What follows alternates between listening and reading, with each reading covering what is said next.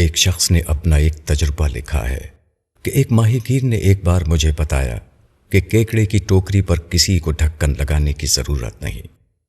اگر ان میں سے کوئی کیکڑا ٹوکری کے کنارے سے نکلنا چاہتا ہے تو دوسرے وہاں پہنچتے ہیں اور اس کو پیچھے کی طرف کھینچ لیتے ہیں۔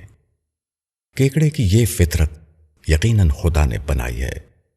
دوسرے لفظوں میں کیکڑے کا یہ طریقہ ایک خدائی طریقہ ہے۔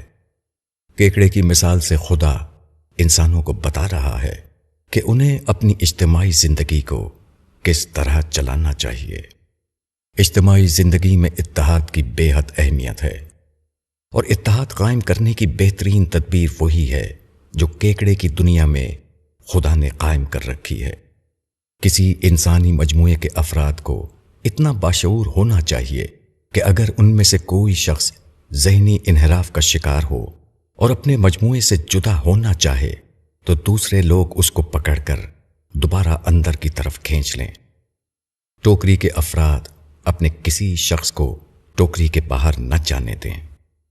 اسلامی تاریخ میں اس کی ایک شاندار مثال حضرت سعد بن عبادہ انصاری کی ہے۔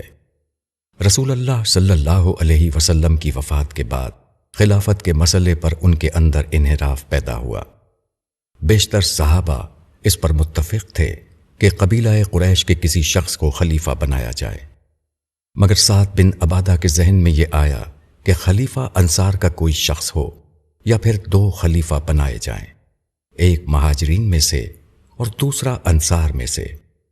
مگر تاریخ بتاتی ہے کہ سعد بن عبادہ کے قبیلے کے تمام لوگ اپنے سردار کی راہ میں رکاوٹ بن گئے۔